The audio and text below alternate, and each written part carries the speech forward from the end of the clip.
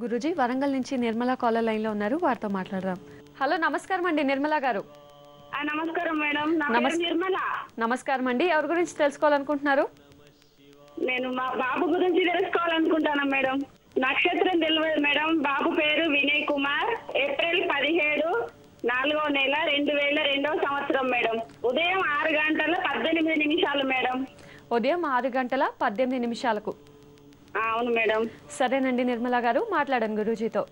నమస్తే అమ్మా. నమస్తే గురువు గారు, మీ పాదాలకు వందనాలు గురువు గారు. మా ఆశీస్సులు ఉంటాయి తల్లి. ఏం చెప్పాలనో గురువు గారు అర్థమైతలేదు గురువు గారు. నువ్వేమేమి చెప్పాలనుకున్నావు అన్నీ చెప్పే తల్లి. ఈ బాబు భవిష్యత్తు గురించి తెలుసుకోవాలనుకుంటున్నా గురువు గారు. బాబు రోహిణి నక్షత్రంలో జన్మించాడు. రోహిణి నక్షత్రము వృషభ రాశిలో జన్మించారు. జాతకం అయితే చాలా బాగుంది. మేష లగ్నంలో జన్మించాడు. అబ్బాయి జాతకం నిజంగా చాలా బాగుంది, మీరు భయపడాల్సిన అవసరం లేదు. అయితే చాలా మండి, చాలా హఠం, చాలా కోపం. అవును గురువు గారు.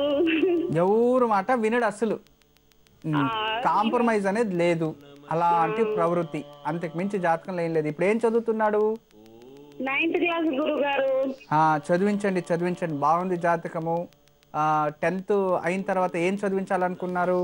ఆ బాబు డాక్టర్ కావాలనుకుంటాడు గురువు గారు. మరి ఏం బాగుంటుందో చెప్తారా? ఏదైనా ఇంజనీరింగ్ డిపార్ట్మెంట్ చేయించండి తల్లి. ఎందుకంటే అబ్బాయి రోహిణి నక్షత్రంలో జన్మించాడు. రోహిణి నక్షత్రం నుంచి పంచమ స్థానం అని చూసేదైతే కన్యం వస్తుంది.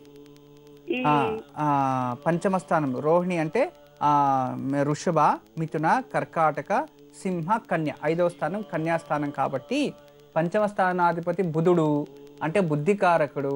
అతనికి ఇంజనీరింగ్ ఫీల్డ్ బాగా వచ్చేస్తుంది. ఐటీ డిపార్ట్మెంట్ బాగా చేయొచ్చు.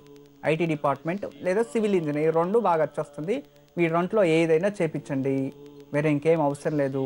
ఇంజనీరింగే పోనీ ఎంపీసీ తీసుకొని తర్వాత సిఎస్సి ఏదైనా ఇప్పించండి, ప్రాబ్లం లేదు. ఎడ్యుకేషన్ అయితే బాగుంది, మంచి డెవలప్మెంట్ అవుతాడు.